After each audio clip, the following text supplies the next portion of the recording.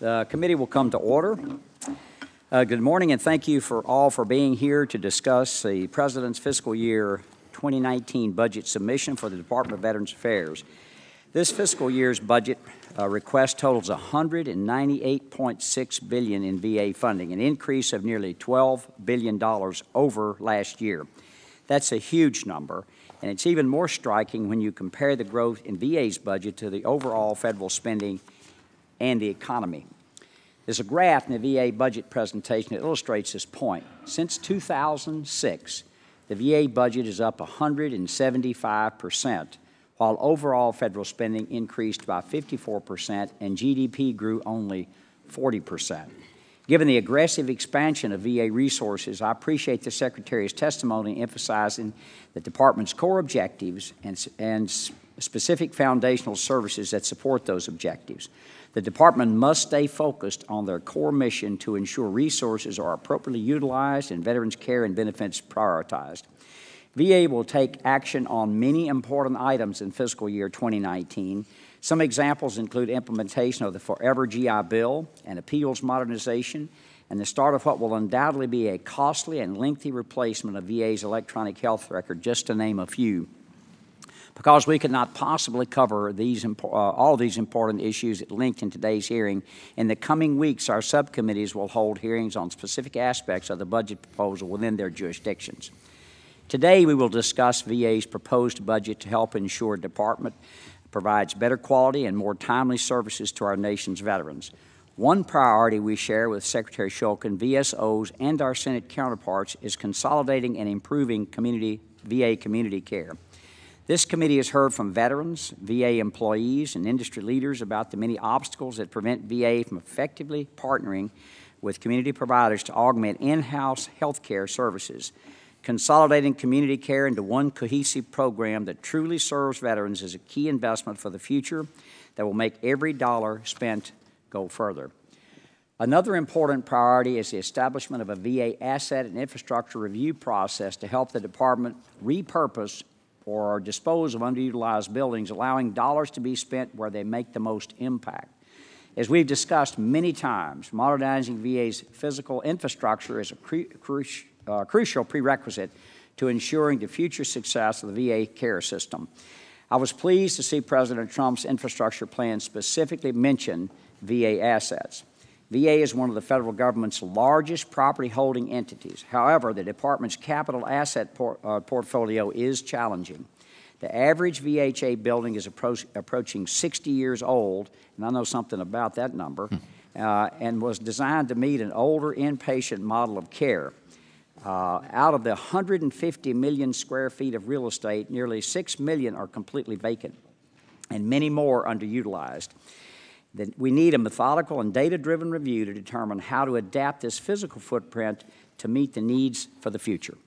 Lastly, but certainly not least, is the implementation of a modern commercial electronic health record. While the EHR modernization effort is necessary, it is very expensive. The contract with Cerner alone has a price tag of about $10 billion, and that doesn't even include the cost of updating infrastructure to accommodate the new EHR. Implementation support and sustaining VISTA up until the day it can be turned off. And after visiting Fairchild Air Force Base in Spokane, Washington recently, I'm not sure you can ever turn VISTA off. We also have to resolve the question of the new EHR's interoperability capabilities. It is unthinkable that VA could potentially spend billions of dollars on a project that doesn't substantially increase the Department's ability to share information with DoD or community providers. Yet that's exactly what could happen if VA fails to proceed in a careful, deliberate manner. Therefore, I was relieved when Secretary Shulkin paused the award process to conduct an assessment of community provider interoperability, and look forward to discussing any updates he can provide us with on that process today. The Department of Veterans Affairs has a sacred mission to serve those who have served our country. To date, VA has entrusted with significant resources, outpacing those of nearly every other agency to carry out that mission. With the substantial resources comes substantial responsibility to expend dollars wisely. On that note, before I yield to Ranking Member Walls, I'd like to address a report released by the Inspector General yesterday regarding Secretary Shulkin's trip to Europe last year. Mr. Secretary, like many members of this dais, I was disappointed in the allegations raised by this report. I, alongside Ranking Member Walls and Senator Isaacson and Tester, were briefed on this yesterday, and I've instructed my staff to request additional documentation from the IG. I've gotten to know you well over the last year, and actually 2 years, and I believe your intentions to serve and care for our nation's veterans are well clear. You have that mission at heart. With that said, as public officials, we're all expected to be held to a higher standard and be good stewards of tax dollars. I encourage you to take every step to address the findings of this report and make any changes necessary. We've got a lot of work to do on behalf of our nation's veterans, and we cannot allow distractions like these to keep us from doing our work. I look forward to seeing your response. To the members here today, I encourage you to remember the importance of the topic at hand. While I understand many of you rightfully want to ask the Secretary about the IG's findings, I ask that you keep in mind we're reviewing a budget request of nearly $200 billion, and that should be the focus of our discussion today. We have a responsibility to taxpayers to thoroughly review that proposal as well. Today, the Secretary will testify that this is not, quotes, business as usual VA budget, end quotes. I look forward to discussing exactly how this fiscal year's budget request will support a transformation to a more modern, efficient, and effective VA. And I'm sure we all have many questions to ask, and we're all eager to receive the Secretary's testimony. So I'll leave it at that for now, and with that, I will yield to Ranking Member Walls for any opening statements that he may have. Well, thank you, Chairman. And as we get started today, I'd just like to say a heartfelt thoughts and prayers, and hopefully our actions go out to our fellow citizens in Florida and the tragedy that once again befallen them. And again, I appreciate the Chairman on this. And Mr. Secretary, I too have gotten the opportunity to know you over many years, and your intentions to help veterans is clear, and the trust you have on this committee is strong. But we do need to address these allegations. And when we ever have an IG report, I think it would maybe be appropriate, and I appreciate the Chairman's already moving forward with that, to have an O&I hearing in here, clear these things up. You had 3.5 days to respond, which is a little unusual. Usually longer time is given to address these. And I would just say, before moving on to the budget, the allegations of a potential hacking of a VA computer system with ill intent is a serious matter. I would ask you, Mr. Secretary, we're prepared to ask the Department of Justice to look into that if you think that's appropriate, and we will follow up to see if that's the appropriate action to go on. A budget reflects the President's priorities. Many of these priorities we're going to agree upon. Some of them are going to be contentious, rounding down, taking from one veterans group to pay to another. We know those are there. I would address, and I have been here for much of that increase in the budget that's showing up there from 2006, and I would note several things have happened. 12 years of war have happened. 2003, the budget was so underfunded that Priority 8 veterans were asked to leave the system. They came back on in 2009, adding to that. And this committee had the courage and the moral clarity to tackle the Niemer claims and the Blue Water Navy issue, and that added cost. And I think it's our responsibility, and the Chairman's exactly right, account for every penny of that, understand where that's at. But I think in the snapshot of things, that baseline where we started in 2006 was grossly inadequate from where it was. There were things that needed to be corrected, and it's just not the end money dollar. It's what we're getting for those dollars and the improvement of care for our veterans. Several issues last week. Congress passed the Bipartisan Budget Act, included a VA budget caps, raising them to $4 billion, and in 2019 for rebuilding and improving VA hospitals and clinics. The $4 billion was to address VA's significant infrastructure needs and backlogs and provide additional resources to the VA system. But this budget proposes spending almost half of that increase on community care instead of VA hospitals. This is after we've authorized $4.2 billion in emergency supplemental funding for the VA Choice Program last year. Between fiscal year 17 and 19 requests, community care spending will have increased 49%.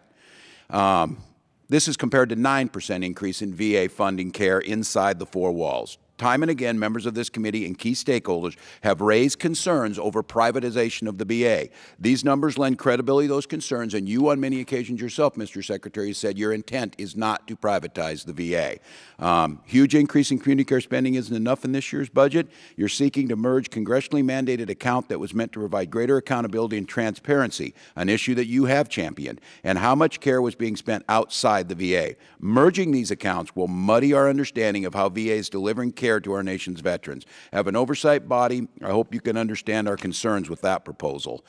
At the end of last year, there were over 31,000 provider vacancies and another 4,000 vacancies for logistics, human resources, and contracting positions that had not been filled because of an unofficial hiring freeze. I want to know how this budget plans to fill the vacancies and if the hiring freeze will continue. Additionally, President Trump's budget proposes a pay freeze for federal employees in fiscal year 19. I want to know how the Department expects to recruit and retain the best providers and employees when our President does not appear to value their work. Just last week, you testified in front of this committee that your commitment to caregivers would be reflected in this budget. I didn't see it. While you're willing to make astronomical requests to fund community care, you are not willing to do the same for caregiver community. I understand action on this issue could honestly come from either side of this witness table, and the chairman has been a champion on this. I'm doing the best from our side to do the same. Caregivers deserve no less than our commitment to expansion to all veterans from all eras. The cost of this expansion is small compared to what veterans and their families and caregivers have been forced to pay. I was pleased to finally see a request for the new electronic health record in this budget. I'd like to make sure we're updated on it. Here's one that's a touchy one. I noticed that the budget for the IG would be scaled back 27 FTEs during 2019, leaving the OIG far short of their desired staffing level. When the OIG meets increased demand for stronger oversight of VA programs and services. Additionally, the pay freeze will prevent OIG from hiring investigators. The optics of cutting the IG today are really, really bad. So it's something that I and the chairman have championed for years together. So I look forward to the testimony today, Mr. Chairman. Our common goals are absolutely clear. Our commitment to our nation veterans are clear. Getting the budget right to deliver that is our job up here, and I think this committee's up to the task. And I yield back. I thank the gentleman for yielding. We're joined this morning by the Honorable David Shulkin, Secretary of the Department of Veterans Affairs. Welcome, Dr. Shulkin. The Secretary is joined at the table by the Honorable John Roshalski, Assistant Secretary of Management, Chief Financial Officer for the Department of Veterans Affairs. Welcome. Mark Yao, Chief Financial Officer of the Veterans Health Administration. James Maneker, Acting Deputy Undersecretary for Benefits for the Veterans Benefits Administration. Matthew Sullivan, Deputy Undersecretary for Finance and Planning for the National Cemetery Administration, and Richard Chandler, Deputy Assistant Secretary for Resource Management for the VA's Office of Information and Technology. Mr. Secretary, you're now recognized for as much time as you may consume. Thank you. Mr. Chairman, I want to thank you, and Ranking Member Walz, I want to thank you for your leadership and thank all the members of the committee. Many of you had a chance to come over to my office and spend some time talking about the issues, and I know all of you are very committed to the work that we're doing here today. It's why I think we have the best committee, the Veterans Committees in the House and the Senate, because we work well together in a bipartisan way. And Mr. Chairman and Ranking Member, thank you for keeping the focus of today on the important work that we have. This is a big deal, getting the resources right for our veterans. I do regret the decisions that have been made that have taken the focus off of that important work. That's why I'm here. I know that's why all of you are here. We care deeply about this subject, and it's the reason why, to keep the attention focused on the important things, that I've made the decision to reimburse the Treasury, to follow the IG recommendations, and I'm committed to doing what we have to do to focus on veterans and make this better. Today is about President Trump's 2019 budget and the 2020 appropriations budget. It's a very strong budget. It reflects the President's commitment to veterans and their families. It provides the resources to continue VA modernization and to respond to the changing needs with increasing investments in our foundational services, greater access to care, effective management practices, and modernizing the infrastructure and our legacy systems. In the written statement that I've prepared, I've detailed how we plan to invest these funds by targeting certain areas for innovation and improvement. The President's 2019 budget requests $198.6 billion for the department. That's $88.9 billion in discretionary funding, which includes medical care collections, and $109.7 billion in mandatory benefits. The discretionary budget represents an increase of $6.8 billion or 8.3% over the 2018 request. This reflects an additional $2.4 billion in discretionary funding that's now available as a result of the recently enacted legislation to raise discretionary spending caps. The recent budget caps deal and addendum to the 2019 budget request are important to fully fund the Community Care and the Choice program. Although we're talking about fiscal 2019 today, I would ask for your support in securing a full appropriation for the VA in 2018. As you know, VA relies on a second bite to tailor funding to our total requirements. The budget also seizes the opportunity to expand access to benefits and services, which are focused on the 5 priorities that I've outlined: providing veterans with greater choice, modernizing our systems, focusing on resources on what's most important to veterans, improving timeliness in services, and preventing veteran suicide. Suicide is my top clinical priority. The budget includes $8.6 billion for VA's mental health services, an increase of $468 million, or a 5.8% increase above the 2018 current estimate. The increase also enables about 162,000 more outpatient mental health visits in 2019 and directs $190 million for suicide prevention outreach. It also enables us to provide emergent mental health services to members who were administratively discharged under other than honorable conditions. The budget also enables us to effectively implement the President's July 9th executive order that supports transitioning military members with mental health services during that first critical year as veterans. We're also targeting women's health, one of our fastest growing populations in VA, by adding almost $29 million in fiscal year 2019, an increase of nearly 6% over 2018. The budget provides $1.1 billion in major construction funding as well, and $707 million in minor construction. I'm proud that the 2019 request for infrastructure is the largest in the last 5 years. That will allow us to address VA's modernization, renovation, and aging infrastructure concerns that you mentioned, Mr. Chairman. In IT, this budget also allows us to innovate operationally and includes an increase of $129 million above the budget of last year to enhance veteran access and improve the veteran experience. Another major project made possible by this budget is the financial management business transformation, replacing the old financial systems and providing us with a modern, innovative financial management solution. It also supports implementation of our electronic health record, as you mentioned, so we can coordinate care for veterans who have received care not only from VA, but also the Department of Defense and our community partners. The budget includes $1.2 billion to advance the implementation of this lifetime electronic health record. The 2019 budget also makes important investments in benefit services. For example, we will hire an additional 605 personnel for the Appeals Management Office, an increase of 40% to implement reforms, and also hire an additional 225 fiduciary field examiners to ensure protection of our most vulnerable population. This budget reflects our efforts to reform business practices intended to do what's right for our veterans and allow us to continue our transformation of VA. But our responsibility does not end with simply asking for more money to support veterans. It's our belief that by focusing on the well-being and the enhanced functioning of veterans, conducting administrative reviews of disability compensation payment rates, and extending the Stop Fraud, Waste, and Abuse initiative into benefit payments, we will make benefits more equitable for all veterans and wisely use taxpayer resources. Advances in treatment and medical technologies have significantly reduced the impact of certain disabilities on the lives of many veterans. Our goal is to get veterans better and decrease their need for compensation. And to do that, we have to modernize the rating system. More importantly, veterans and their families deserve access, choice, and control over their health care. VA is working to build an improved integrated network for veterans, community providers, and VA employees. We call this the Coordinated Access and Rewarding Experiences in Veteran Care. It will allow us to simplify eligibility requirements, streamline administrative processes, and build a high-performing network to implement new care coordination for veterans.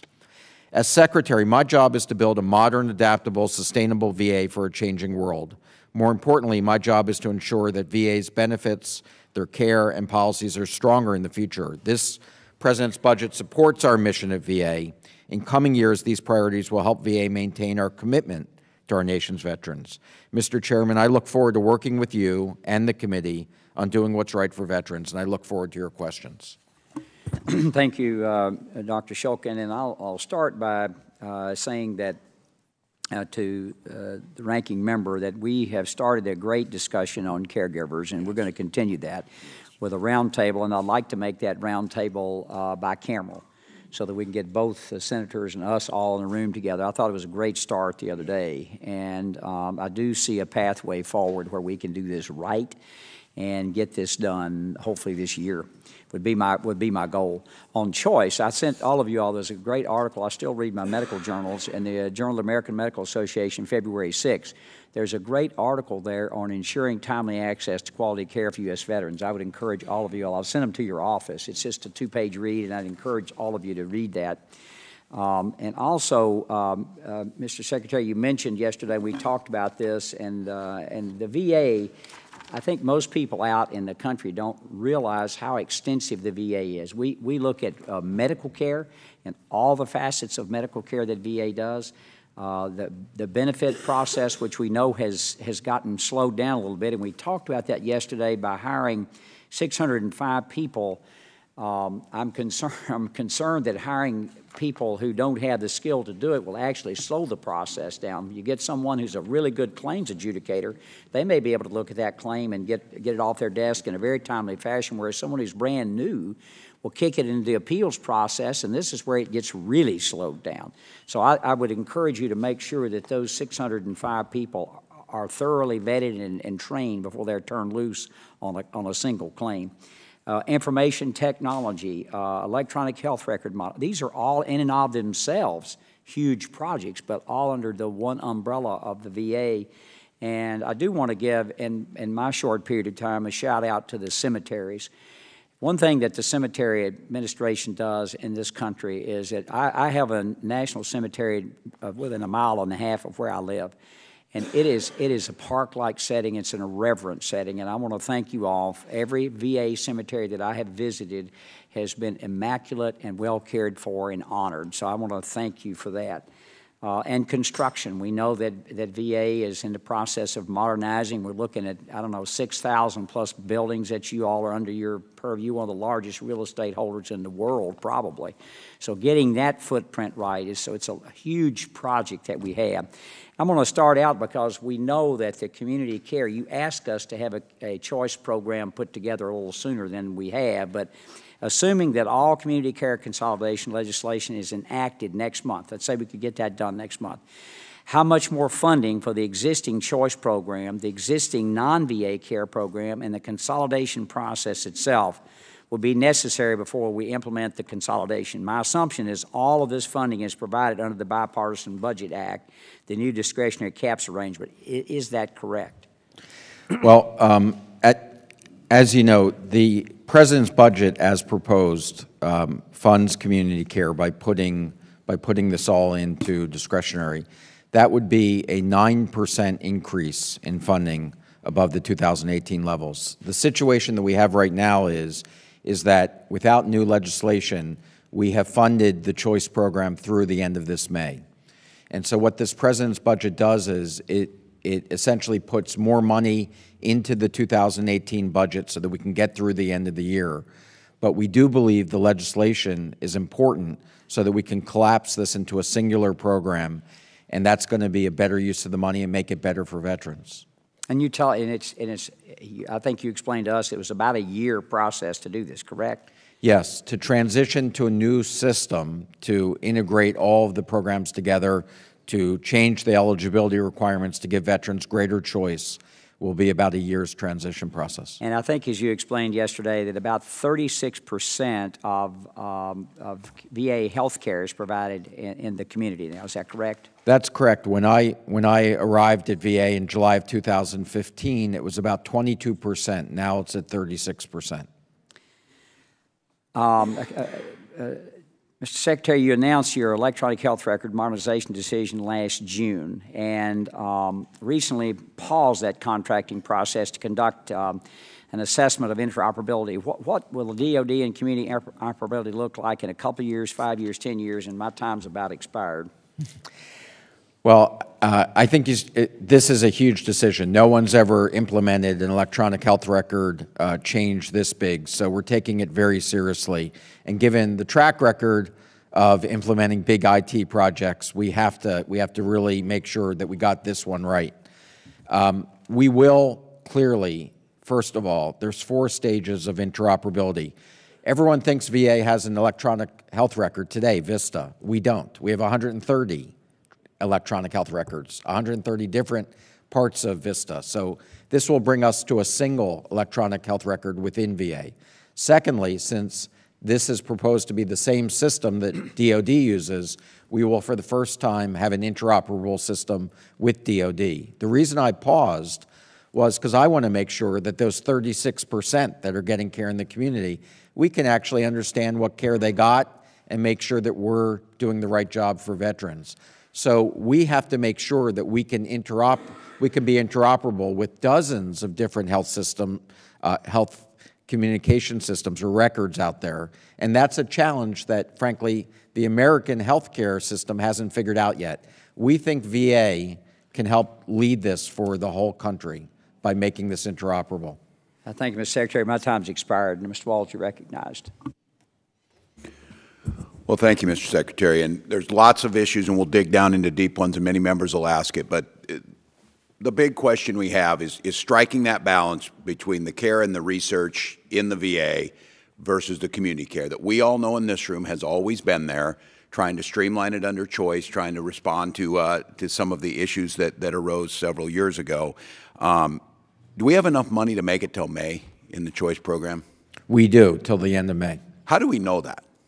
Because we are tracking this on a weekly basis. We're on a spend rate in the choice program between $350 and $400 million. You authorized $2.1 billion back in December, and so when we do the math and we're tracking it, we're okay till the end of May. Are we providing care based on the amount of money that's there, or are we providing the care and then whatever the money will follow? The latter. We're putting the veterans' needs first, and the money follows. All right. We gave $4 billion for infrastructure. It appears that that money's not going to be used for infrastructure, and it's going to community care. Am I reading that correctly?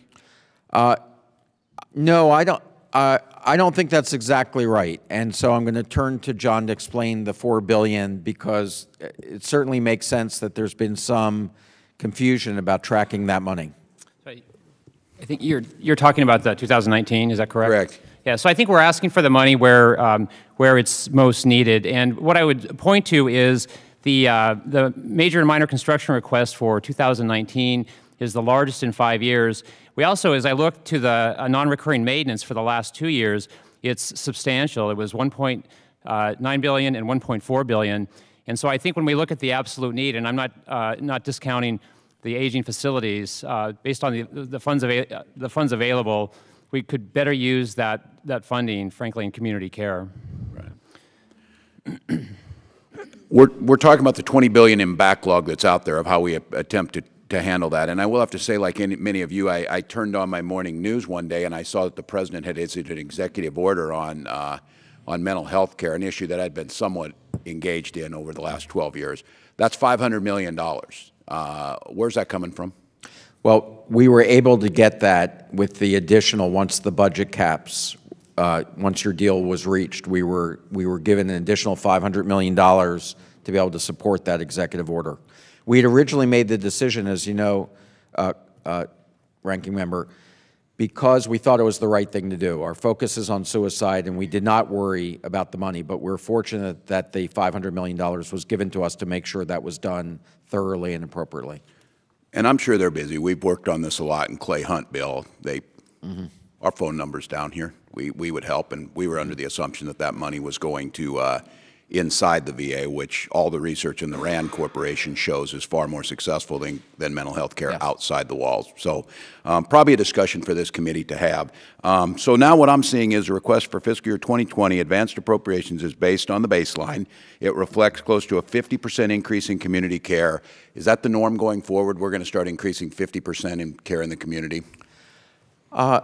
I don't think so. I think that we have seen a significant increase as we've begun to address the access crisis. As you know, this really was a significant crisis in 2014. We still have some access issues, and so we're getting veterans out to be seen rather than letting them wait. That I think we all agree upon. I think that we've reached essentially a much slower growth rate of that, but we're doing what you said, which is we're making sure the veterans are being cared for appropriately, and then we're letting the money follow that. I don't think we're going to see the same continued rate of growth. I think what you saw here was a choice program implemented that was complex, that people weren't able to use. Finally now, 3 years later, they're understanding how to use it, and that's why we saw such a big growth. Well, and choice is good. I've always supported it. The choice that's not being given is a VA that's funding those 30,000 positions. So we're making a choice now that, yeah, they're not going to get in the VA because there's no one to see in the VA because the VA, those appointments are open. So now the alternative is that we're going to go care to the community. So instead of spending money to hire those 30,000, we're going to continue to shift. We've never been against trying to strike this balance. But when we appropriate $4 billion and say it's for infrastructure and a big chunk of it's going out, when we have executive orders shifting money out after we haven't seen full implementation of the Clay-Hunt Act that actually went through the regular order, the will of the people, was passed and signed into law, and now we have an executive order on a Saturday morning that none of us know about. My frustrations is I think it's becoming more and more difficult, Mr. Secretary, for you to say I'm not supporting privatization of the VA because it appears like that's yours. And I say that non-pejoratively because if that's the best way to get veterans care, we certainly support that, and in many cases it is, but not in the bulk of it and not in what we're asking on the research. So I still have deep concerns that this budget is going to continue that trend without the input, without the knowledge, and I think that's the wrong approach because veterans themselves have made it very clear they wanted that fully funded VA. I yield back. Thank you, gentlemen, for yielding. An announcement, John just told me here, our caregiver roundtable is going to be March the 6th, so we're moving quickly with that. Mr. Coughlin, you're recognized. Thank you, Mr. Chairman. Mr. Secretary, in looking at your construction budget, you say, I think it's $1.1 billion in major construction and $707 million in minor construction for our priority infrastructure projects and cemetery expansions. So the last 4 hospitals that the VA managed each were at least hundreds of millions of dollars over budget, years behind schedule. The worst example being in my congressional district, which was $1 billion over budget and 4 years behind schedule.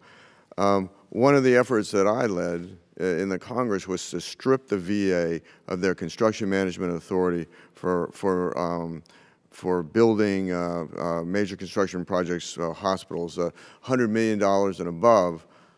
I think that number is way too high. I think it needs to go way down.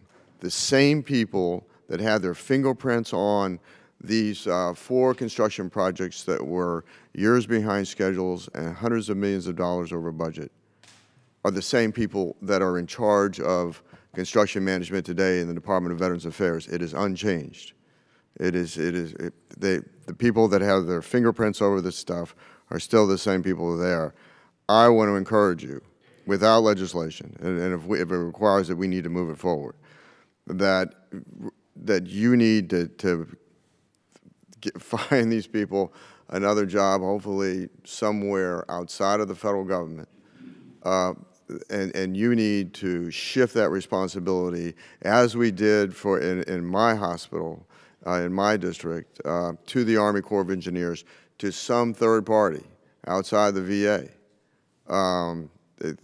because the waste and abuse is just incredible. Yeah. Can you respond to that? Well, Congressman, you've been very vocal on that, and I think you've been right. There is no excuse for these past projects, and we cannot continue to do business as usual. The Army Corps, as you know, is involved in every one of our major construction projects now above $100 million. But I think we need to do a different way in the future. And I think that way of the future are public-private partnerships where the private sector helps us build. That's why we're excited about this project in Omaha, Nebraska that we're going to do a groundbreaking on, a different model of constructing VA facilities.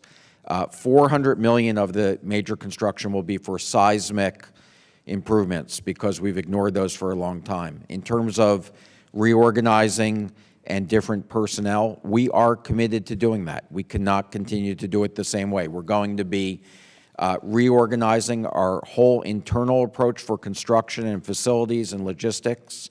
And the people that job is being recruited for, we're going to look for people with outside expertise. And we think you're pushing us in the right direction, Congressman. Can you comment very quickly on your idea for reducing mandatory spending in terms of disability? Yes. Our growth in this budget, the VA budget from 2006 to 2020 is increasing by 175%. The federal budget has increased by 52% during that same time frame. We cannot continue to do business as usual and think that the VA is a sustainable structure for decades to come, which we know it needs to be. So we've got to look at things differently. We want our benefits to focus on getting veterans back to independence and well-being, and all of our efforts should be to help restore the quality of life of our veterans. And we want to change the focus of our program to make sure we're doing that. We believe it's good for veterans, and that will decrease the rate of spend of our mandatory program. Well, last point, I know this is not about the IG investigation, but you issued a memorandum prior to your trip to Europe last summer, essential employee travel, and this I'm going to quote from the IG report. The memorandum instructed staff that before approving any employee travel, managers must determine whether the travel is essential in order to decrease employee travel and generate savings, unquote, within the VA. Do you think that your trip last summer met that criteria? I do. I believe that this was essential travel. This was the Five Eyes Conference, our allies who fight alongside of us in every war, Canada, New Zealand, Australia, the United Kingdom, and the United States. We have had this conference for 43 straight years. It has been attended by every VA secretary. If the United States is the largest of those military forces, do not go to talk about veterans' health issues. This conference was on veterans' mental health. If the United States does not participate, that ends. That conference ends. I planned on going to it for a year and a half because we plan these things ahead of time. But I do recognize the optics of this are not good. I accept responsibility for that. But I do believe it's important the United States continue its work with its allied countries. It's not the optics that are not good, it's the facts that are not good. I yield back. Gentleman's time has expired. Mr. Tacano, you recognized. Mr. Secretary, I want to echo the sentiments of my colleagues regarding the IG report that was released this morning. Any misuse of taxpayer money is a significant breach of the trust we place in public officials, particularly those responsible for serving our nation's veterans. I am profoundly frustrated that this mismanagement has interfered with our mission of building a stronger and more sustainable VA. Now it is vital that you work to restore the trust of the American people and our veterans so we can get back to the critical work of caring for those who serve. And I, too, with the chairman and my ranking member, have gotten to know you and know your dedication to the mission of this department. I want to ask quickly a few questions. How does this budget address over 30,000 provider vacancies and 4,000 additional vacancies in administrative staff, specifically in logistics, procurement, and contracting and human services? Is the unofficial hiring freeze still in effect? There is no hiring freeze. Okay. Do you support the President's proposal to freeze federal employee pay in FY19? I'm going to take the leadership from the President. That would be across the administrations. I think it's essential for us to get the right people in VA that we have competitive salaries. And I would be concerned if we fall behind in that. So we're going to use our market assessments that we have, our ability to do that, particularly using Title 38, to make sure that our salaries are competitive. I gathered there would be some concern over a hiring freeze. How would a federal employee pay freeze affect recruitment and retention in the department? Well, you know, we are competing, particularly in healthcare, but in all aspects of VA, to get the very best employees. And we know where we don't have competitive salaries, that our vacancies stay open or we get the wrong people into the organization. So it is essential that we remain competitive on benefits and salary. Now, with regard to the hiring freeze, potentially in FY19, would you be willing to ask the President for a waiver if you felt that the needs of the VA were so impacted? I certainly would. The first thing I'd want to do is to make sure we're maximizing our authorities under Title 38 and Title 5. But if it got to the point where I was not able to recruit the people that our veterans deserve to have caring for them, I would absolutely ask for a waiver. Well, I'm pleased to hear that. When I recently met with management from my local medical center, they said that they were having difficulty recruiting and retaining housekeeping staff because pay was too low. Now, housekeeping staff may not be the most glamorous position, but it is absolutely vital to keep facilities clean and ensuring patient safety. And you know that in many cases, the cleaning staff have to be specially trained around biohazards and all that. Won't a pay freeze exacerbate this problem and endanger patient safety? There are a number of occupations within the VA. I think housekeeping environmental services is one of those where when you clean a hospital, this is not the same. I think you're saying this. This is not the same as cleaning an office building. Making sure that people understand the type of microorganisms that live in hospitals and the reason why you have to clean these environments is life-saving. And so we are working to change the job specifications and the grades of these jobs so that we could be competitive. But we have a big problem hiring enough environmental workers right now, so we have to change that. Won't a pay freeze exacerbate this problem and endanger patient safety? If we didn't change the grade of that position, that would, yes. Yeah. What resources do you need to ensure these vital positions are filled? Well, we have to get more nimble about how we grade these positions and how we change as essentially the outside world changes, and we need to make our hiring practices easier to be able to get the right people on board. This is work that's underway now in the transformation of VA. We've heard reports that human resources personnel at local facilities were directed by VA central office to not proceed on salary surveys for jobs despite significant vacancies at facilities. Is this true? If that's true, let me make it clear right now, that should not be followed. We want our facilities to do the market surveys. They need to be competitive. We have to fill these vacancies. There is no hiring freeze. Our people who work in our facilities are our most valuable asset, and we have to make sure we have the right people serving veterans. Mr. Chairman, my time is up. Could I ask one more question? Or Yeah. In many cases, like the DC VMAC and the failed medical surgical prime vendor program, vacancies in staff and leadership positions directly contributed to the postponement of procedures and affected patient care. How does this budget address vacancies for procurement, HR, and logistics personnel?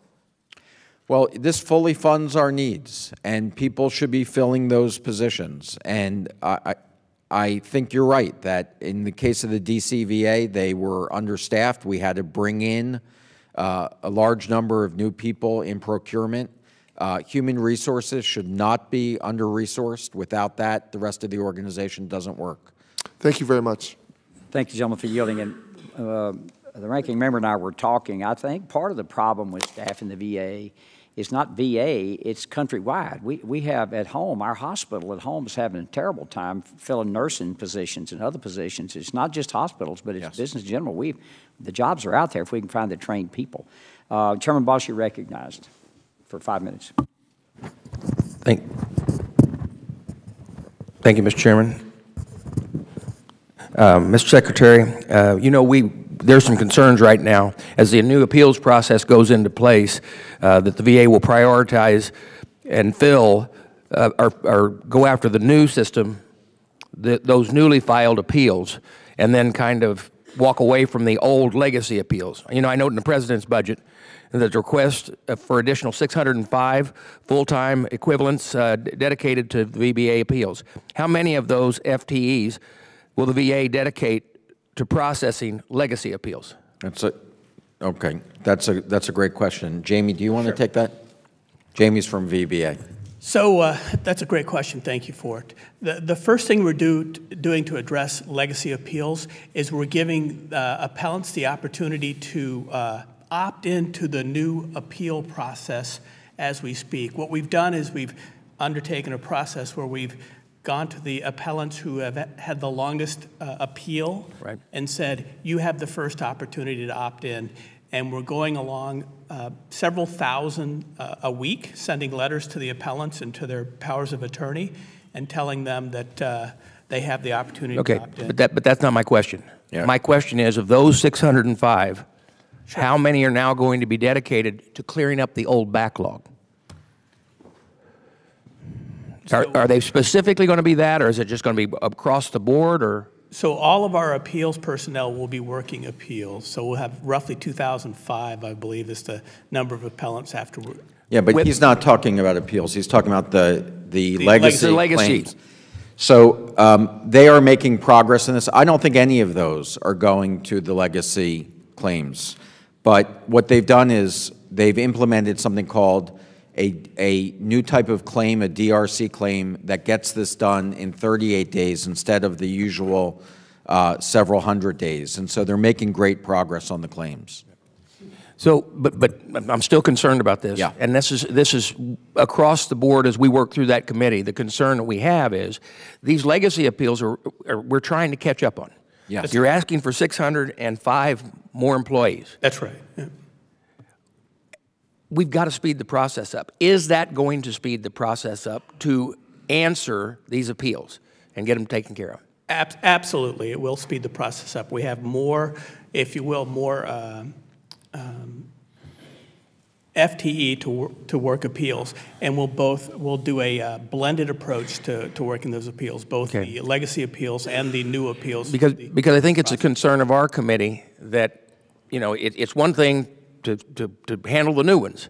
Sure. But these people have been a long time, folks. That's right. And the concern that we see out there and the weight on their families trying to get an answer, the reason for changing it was to try to straighten it up.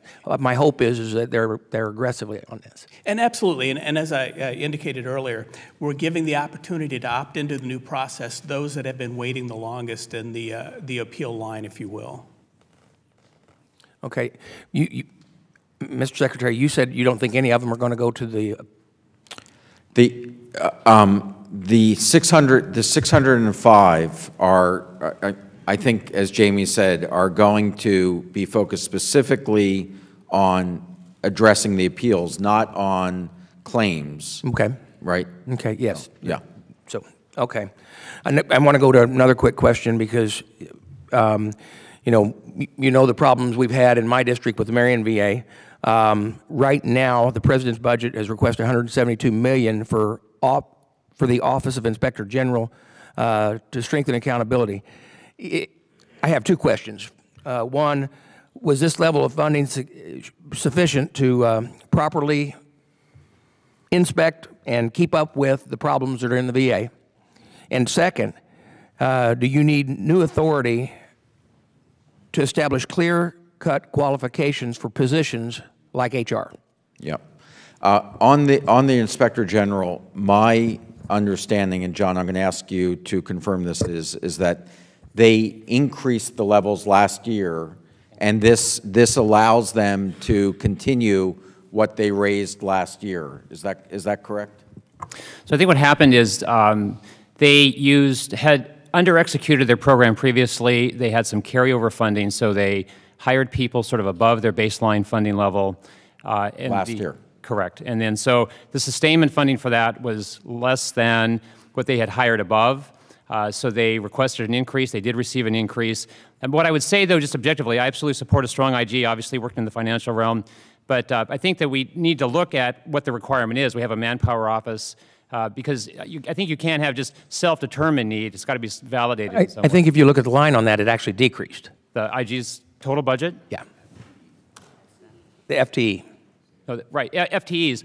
That's why I just sort of just described how that occurred. Okay. They hired above their baseline funding, right, with carryover funds. And so they've hired more than they had money for in 1 year, and they requested the additional funding. They received some of it, but they still hired above what their funding level was. My point is that, the actual need should be validated. It could be what they say, it could be more, it could be less. Okay, thank you. My time's expired. Thank you. I yield back. Thank you, gentleman, for yielding. Ms. Brownlee, you're recognized. Thank you, Mr. Chairman. Mr. Secretary, I wanted to focus a little bit on the open nominations. I think there's clearly a lack of consistent leadership within the VA that I think is a barrier to many of the challenges that the VA faces. And at least the last I heard, there's 8 out of 22 leadership positions in VHA that are being filled by individuals in an interim or acting role. I know that we don't have an Undersecretary for Health. We don't have a permanent one anyway, Undersecretary of Health or Undersecretary of Benefits. What progress are we making in terms of finding candidates to fulfill longer-term leadership within the VA? Yeah, I appreciate that. I think I share that same concern. It's taking us too long to get these positions filled. The Undersecretary for Health, we had our 3rd round of commissions. In other words, this is the 3rd time we've had to have a commission interview candidates. That was on Tuesday of this week. Yesterday, I was given 3 names from the commission, so they completed their work. I'm in the process now of evaluating them, and then we'll make those 3 names, if they are vetted through, to the President for a nomination. So I'm hopeful on that. The Undersecretary for Benefits, the Commission did meet. We did submit 3 names to the President, and they're in the process now at vetting those candidates at the White House. The CIO position, in a similar way, where we've submitted some names to the White House and they're vetting them. So this is a long process, takes too long, but I feel like we are making specific recommendations to be able to get these positions filled. Are you waiting for these positions to be filled for those folks who are in the position to then hire and fill other important spots? No. Thank you. I share the concerns and the line of questioning that my colleague, Mr. Takano, asked. And to me, in terms of these many vacancies throughout the VA, one of the, I think the heart of the issue is predominantly around lack of human resource personnel. And I just need to hear from you a commitment that you have a sort of a laser sharp focus on filling these positions so that they can roll up their sleeves and get down to work to actually fill these other very critical positions across the country. Yeah, I agree. I would be concerned if anybody out there believes that there is a freeze or any desire not to completely staff your human resources office. That is, I agree with both of you. This is a critical area to make sure that we're fully staffed in. I mean, I know within my vision in Southern California that and beyond, but that's the primary issue is, at least when I ask the questions, it's because human resources isn't able to fulfill their responsibilities on a timely basis. So I wanted to ask, in terms of the President's executive order on mental health in the community, what is the implementation of that look like? We are planning on presenting a detailed plan back to the President March 9th. That would be 60 days after the President issued the executive order. What that looks like is pre-enrolling the service members before they leave on the last day of service so that they don't have to wonder how they get access to benefits, that they already have them right there. Offering a initial, what we would call a introduction to the benefits and the services that every service member would have, so that they understand that asking for help and getting the type of services that are offered to the VA is available to them. We plan on using peer counselors because we feel that's one of the strongest ways to help people understand about what they're going through and how they might get help, and providing expedited access to those that need help at the right time. And when that plan is complete and you present it to the President, will you also present it to the committee? Yes, absolutely. Thank you. I yield back.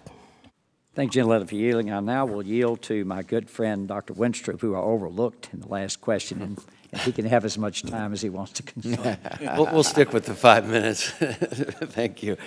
Mr. Secretary, in the idea of flexibility and being able to make decisions that make sense, we take a look at our unused or underutilized assets.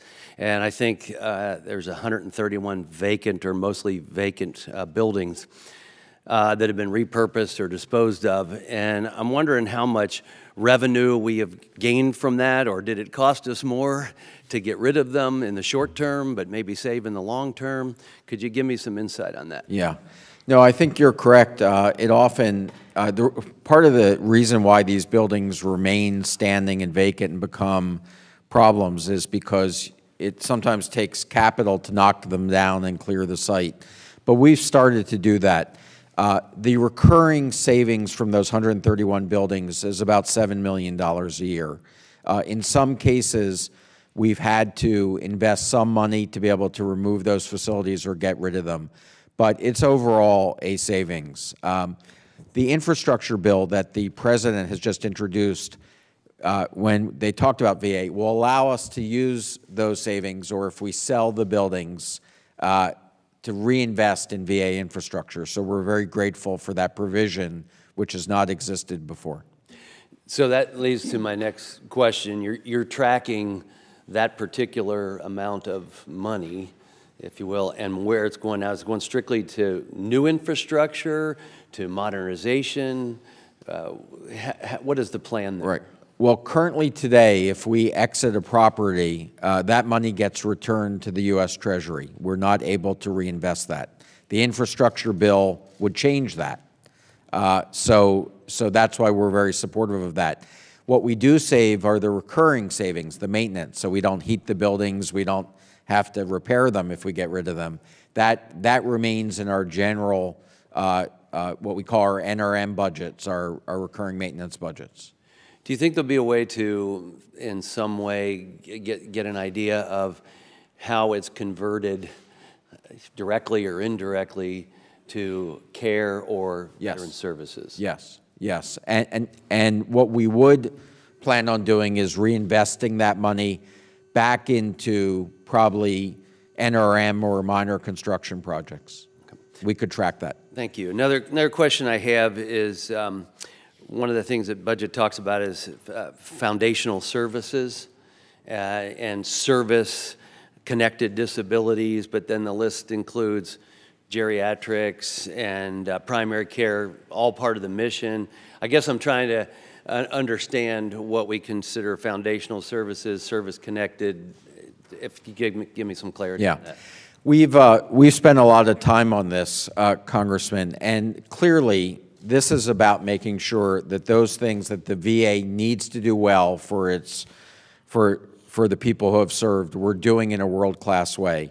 And so there's no doubt things like spinal cord injury and blind rehabilitation and post-traumatic stress and focusing on the suicide issue and other things clearly are foundational services.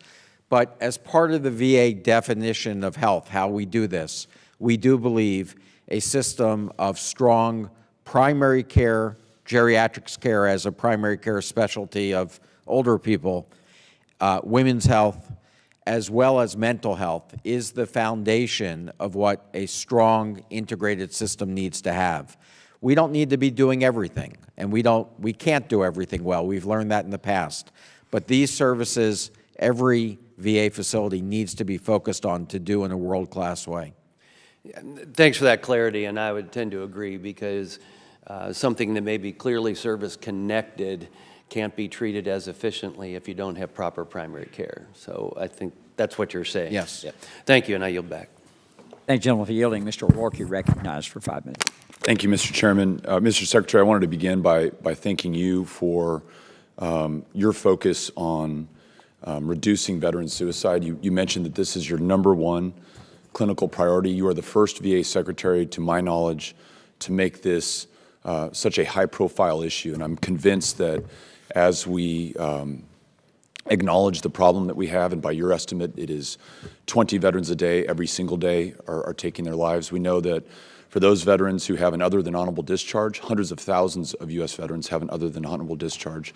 Tens of thousands of them were diagnosed with post-traumatic stress disorder or traumatic brain injury or other conditions unique and caused by their service, who are effectively denied access to VA health care. I know you've worked with Congressman Kaufman and myself and others to try to expand access and thereby save more lives in El Paso. We know that there's a correlation between the number of mental health care providers and access to mental health care help in reducing veteran suicide. We went from 68 full-time mental health care staff to today 122. More veterans are getting care. They're waiting fewer days to get in to see a psychologist or a psychiatrist or a therapist. And I know you have personally taken an interest in this and helped us to do that, and so I want to thank you. So to that point, if there are 30,000 authorized, appropriated for, unfilled clinical positions, how many of those 30,000 positions are psychiatrists and psychologists, therapists, neurologists, others who will help with the unique conditions connected to service, the unique conditions that are too often connected to veteran suicide? Yeah, last year we hired 763 psychiatrists and psychologists. Unfortunately, it was only a net of about 260 because retirements and people sometimes choose to find other places to work. So we have a need right now for at least 1,000 new mental health professionals in this fiscal year, and we focused on trying to hire them. The budget allows us, with a increase of close to $500 million in mental health funding, to fund for an additional 162,000 mental health visits. And when you look at how you would have to staff that, that's about 1,000 mental health professionals. How many of the 30,000 unfilled clinical positions are primary care providers? I don't have an exact number, but my guess is that we probably are. When you say primary care providers, I'm going to talk about advanced practice nurses too, as well as family doctors and internists. Let me do this, because both answers are very important to me. And so I'm going to hang out till the end of the hearing. I know your team in your office is watching this. Yes. Have them get you the number. I will wait. I want to make sure everyone here knows. If this is a priority, let's understand what the delta is and what we're all going to do to bridge that gap in the hiring and the resources, prioritizing for those hires. Do you think that a veteran's primary care provider should be in the VA? I think that my preference would be that we have, since VA uses a different model of primary care, doesn't, in the outpatient environment where I'm a primary care provider in the private sector, patients are usually seen about every 15 or 20 minutes. The VA gives a longer period for a more comprehensive evaluation, and our definition includes behavioral health integration. It looks at military issues in a broader way. So I believe primary care providers need to have a military competence when they see. So is that a yes? We want veterans because. Or they need to be trained well if they're in the private sector. Well, let me make the case, and I hope I can get you to agree that if we make the VA central to the veterans' care, we understand They may need to be referred out if there's not capacity or specialization within a given VA. But if we make the VA central to that veteran's care, that VA provider will know the signs to look for suicidal ideation. They have taken care of other veterans and service members, that they're going to have a higher proficiency and a greater level of experience taking care of those veterans. And I think those veterans are going to get better outcomes as a result. And so I would just request that that be, if it is not today and it sounds like it's unclear, I think that needs to be VA policy and a VA priority. And I would add that I think for those treatments that are unique to service and combat, post-traumatic stress disorder, traumatic brain injury, traumatic amputation, spinal cord injuries, that has to be within the VA. I would ask you to prioritize your hiring for those specialties, specialists, and primary care providers who ensure that care for the veteran is anchored within the VA. I share some of the concerns that others have raised, including veterans who come to our town halls, that there is a move to privatize care. I want that care centered in the VA. And so I'm going to await the answers to the specific questions I asked on hiring. Hopefully you can get those to us before the end of the meeting. I hope you're right that they're watching so that we can do that for you, because I agree it's better to have good numbers. But what you just described is, and you did it much better than I did, so thank you, is exactly our strategy around foundational services. You focus on the things that veterans really need us to be good at. So absolutely, I agree with your description. Gentleman's time's expired. I would argue also that a VA primary care physician who's never served wouldn't be as well prepared as a veteran like myself, who's a military doctor who retired from the military, would understand also. So there are people on the outside who can provide those services. Like Dr. Winstrup, myself, and others who've served in the military certainly understand those needs. Mr. Higgins, you're recognized for 5 minutes. Thank you, Mr. Chairman, and I thank the Secretary for appearing today. I thank you for your continued dedicated leadership, sir. I will remind those present, including the media and my colleagues, that the nation of American veterans for 242 years have fought to establish and maintain a nation of laws, a nation where man is considered innocent until proven guilty, and I would hope that we are not sliding towards a nation of allegation and accusation. Regarding extended care facilities, sir, I see in the budget that there's a 66.7 increase request for grants for state extended care facilities and a 0% request for grants for veterans cemeteries. Seems to be a disconnect there. I'm concerned about our veterans, especially our aging veteran population, as we attempt to provide for these veterans who, in some cases, certainly our Vietnam veterans, did not return to warmth and open arms from that nation, from a nation that they served at that time. And these are the same veterans that are not cared for in the caregiver program, and they're approaching their golden years, their last years on this earth. So an extended care facility, a long-term care facility, I would think that we would at least seek to provide for our aging veterans end-of-life period of dignity where they can be revered and visited by family in their community where they live. And I just see a disparity in budget, sir. Would you please address that? Yeah. Well, we did significantly increase the amount of funds available to the state homes where 50% of the country of the veterans are being cared for right now in the state homes. I met with all those directors this week, and they're extremely grateful for the support that we're providing for them to be able to do that work, because the number of veterans who are aging, of course, is increasing. On the cemeteries, we have I think it's a $334 million increase in the fiscal year 19 budget.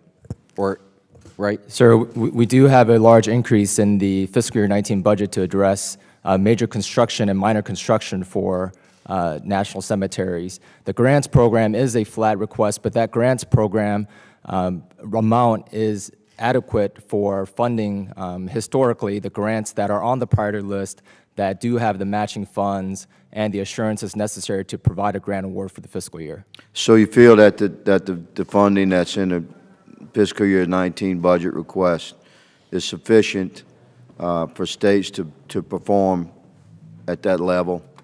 Yes, sir, I do. Servicing an aging veteran population, that obviously the next stop from extended and long-term care is a cemetery, and it would be our goal amongst this bipartisan committee, it should be our goal as a nation to provide our veterans with end-of-life dignity, and that would include appropriate services, military services, patriotic services, and to be buried amongst their veteran brothers and sisters. Yes, sir, that's exactly the mission of the National Cemetery Administration, and we work with our state partners to operate this network of our 135 national cemeteries as well as 107 grant-funded state cemeteries to provide that national shrine for final resting places for our nation. Thank you. That's an encouraging answer. Quickly, Mr. Secretary, VA witnesses have testified previously that non-institutional care settings are more cost-effective than institutional care settings. This budget allocates $556 million as a, quote, continued investment in non-institutional settings. How exactly will this budget invest in non-institutional care settings?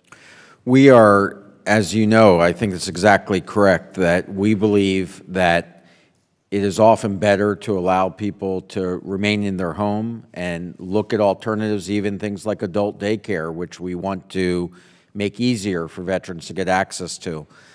But with the advances in technology like telehealth, remote monitoring, our AIDS and attendance program, our home care visit programs, we have a package of services that is now a priority focus for us to make sure that we implement that.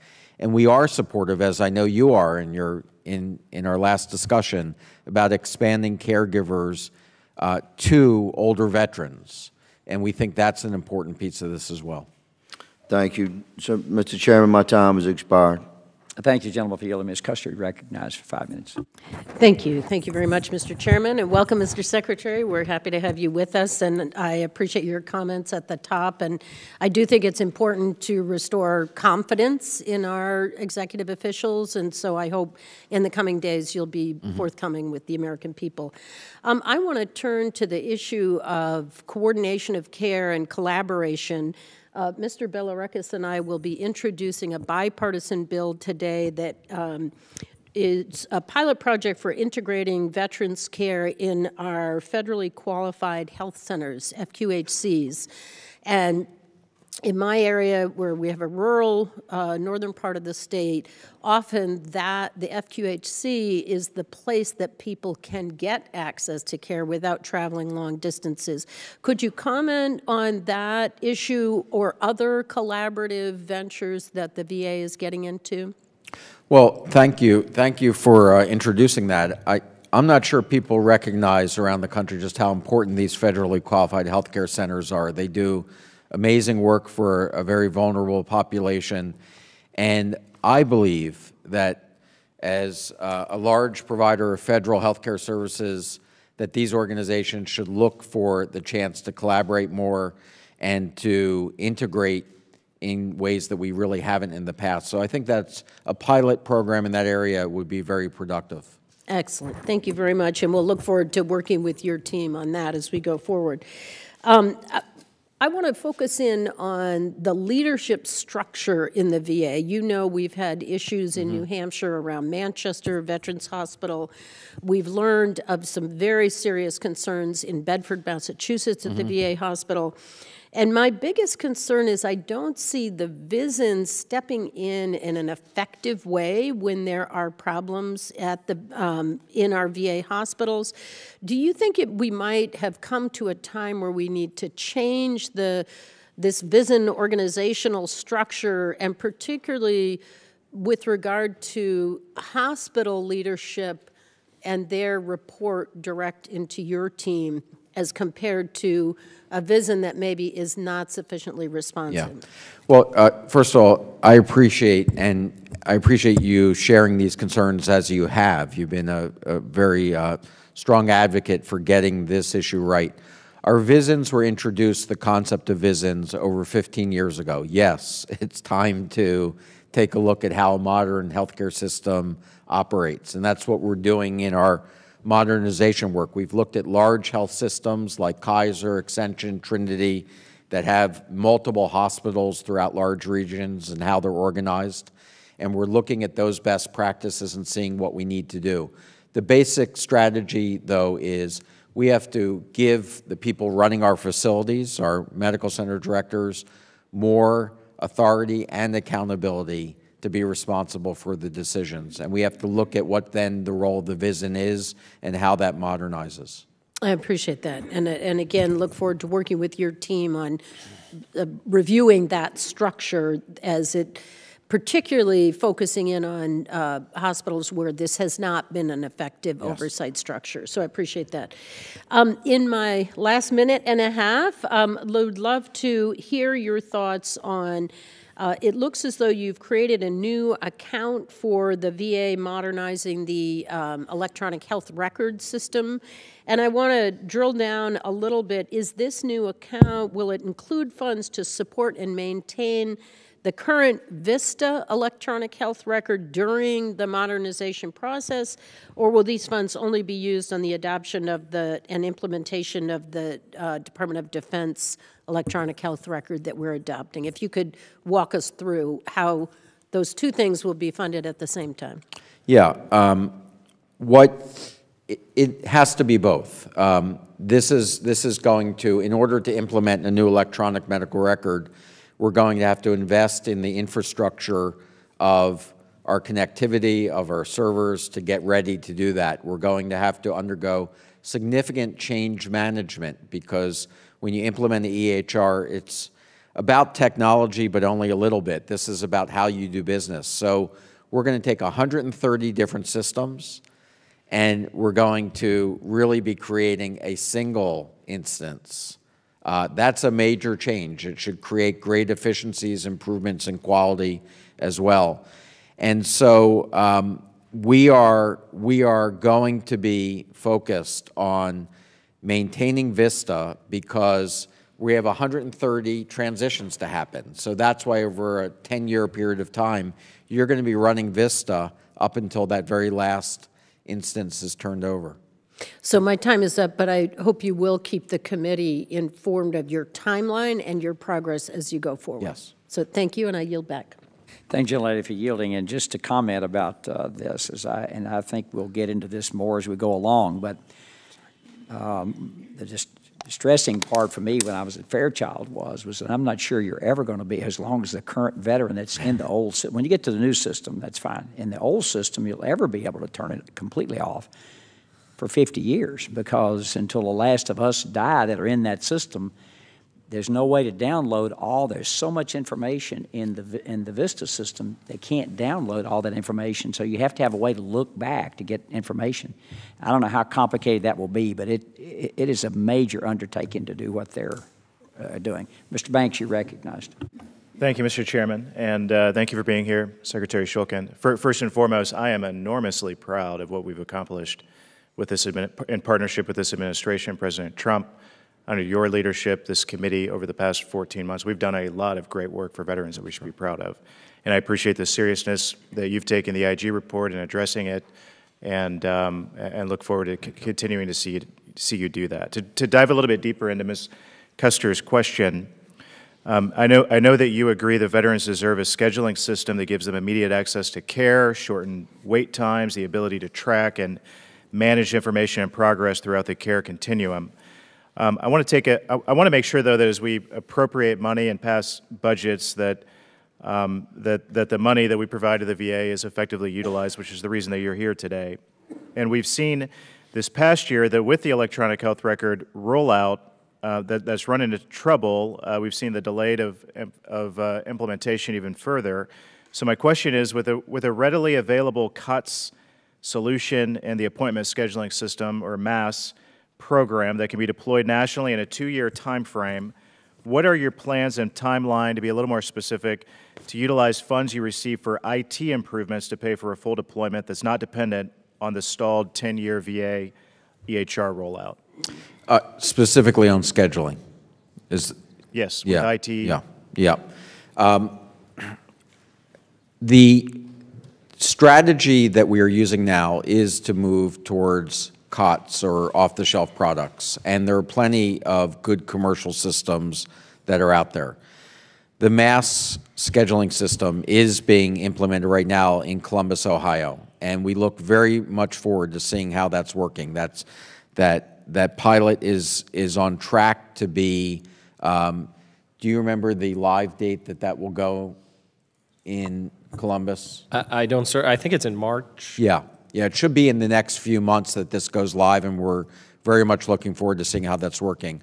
We have some other COTS products that are being tested in 3 other sites. I think Bedford is one of them that we're very much looking forward to seeing how that's working as well. In the meantime, we've rolled out right now it's gone to 35,000 different veteran transactions, a internal system called Veteran Scheduling Enhancement. But I think our plan is to go towards a off-the-shelf product. Okay, thank you. Please keep us posted on that. Yes. Earlier this year on a different subject, I was disconcerted when the VA considered taking funds from homeless program case managers and converted them into general purpose funds. You know, you and I and others in on your team and I have talked about this. I appreciate the motives of wanting to provide flexibility to the VISN directors, but I don't believe that this should come at the cost of assisting the veterans who are most in need. I know that you agree with that, especially because if less veterans find their footing into stable situations, we'll be spending more money, not saving money. And for FY19, it appears the VA intends to revisit this possibility once again by soliciting stakeholder input first, which is a healthy part of the process. So if stakeholder input remains opposed to this change, as it was overwhelmingly for FY18, can you guarantee today that the VA won't go execute this change in homeless programs affecting FY19? The mistake that we made was letting anybody think that we're taking the foot off the pedal on ending veteran homelessness. We are not. We are laser focused on this. This is a commitment. We have $1.8 billion in the President's budget for ending veterans homelessness. What we're trying to do, when you look at the data, as you know, veterans homelessness actually went in the wrong direction last year, went up 2%. But there were 5 specific cities that led to that increase. 2 of them, which is Seattle and Los Angeles, were by far the overwhelming increase. We wanted to find a way to be able to use this $1.8 billion to focus on where the veterans are having the most problems. We need stakeholder input. We need to do it thoughtfully before we make any changes. We do not want to have an unintended consequence of anything we're doing. So we've not decided to do anything until we have a chance to sit down, review it with you, review it with stakeholders, make sure that decisions made would be good decisions. So we're not going to do anything until it's a very thoughtful plan, but we do want to get the resources to where the veterans are homeless. I appreciate that very much. I yield back. Thanks, gentlemen, for yielding. I now recognize Vice Chair of the committee, Mr. Bill Rockus, for 5 minutes. Thank you, Mr. Chairman. I appreciate it. Thank you, Mr. Secretary, for being here and testifying. I have a few questions. The VA's fiscal year 2019 budget request is $8.6 billion for veterans for mental health services. Part of this funding accounts for critical 1-year period following uniform service and transition to civilian life. My colleagues and I on the committee have had multiple hearings and roundtables, one just the other day, on the transition assistance process. Can you specifically tell me what the department is doing to assist in this transition in the upcoming year? Yeah. First thing that we're doing, we've taken a look at this TAPS program, this transition program, and recognized that we could be doing it a lot better. This is a shared responsibility with the Department of Defense. Our Veterans Experience Office has really looked at this and made a number of recommendations that we're working through with the Department of Defense to make that a better program. And I think changes already have taken place that have made it a better program. We need to pre-enroll our veterans in their benefits so that they know they have them when they leave, instead of wondering and going through a lengthy process after they leave, wondering how they get access to benefits. That's our biggest issue, to make sure people know these services are there for them, make it easy for them, essentially an auto-enrollment process, so that there's no work to be done. Okay, thank you. Next question has to do with the Blue Water Navy veterans. The VA budget seeks $2.9 billion for veterans benefits, including disability compensation benefits, programs for 4.5 million veterans and 600,000 survivors. As you know, certain veterans, such as the Blue Water Navy veterans, are excluded from these benefits. While you have said in the past that these veterans shouldn't be waiting any longer, that's a quote, I want to know if the VA has any plans to re-examine this in the upcoming year. If not, why not? Congressman, the problem is there's not much to re-examine. There's not data there that we can go back. I've tried every which way to see if we could find ships and do microscopic analyses or do new studies. There's not going to be new studies. This is about our obligation to those who have served. And to simply keep on passing the buck on this and not honoring this country's obligation to our veterans, I don't think is morally the right thing to do. So I am committed to working with you, and I know the chairman feels the same way, to try to find a way to honor our obligation to these veterans. And we're working now to have discussions with the administration, to work with Congress. We need to find those offsets. We need to find a way to do this. I believe it's morally and ethically the right thing to do, because there's not going to be scientific data, unfortunately, 40, 50 years later to be able to rely upon. So you would consider this a top priority? I think we have to do this, and I think we have to find the offsets to be able to go ahead and to resolve this issue. They've waited too long. Yeah, the chairman has found the offsets, and I know he wants to proceed. Good. So hopefully we can get this done very soon. Like I said, they can't wait any longer. Thank you. Appreciate it. Question 3 has to do with the burn pits. The fiscal year 2019 VA budget requests $727 million for direct research, a 14% increase over the fiscal year 2018 levels. One of my priorities in this committee is to examine efforts to improve research and treatment for veterans who may be experiencing negative health effects due to toxic exposure, such as burn pit inhalation during the military service. I know it's a priority for a lot of members here on the committee, both on the Republican side and the Democrat side. What is the VA doing to further this goal?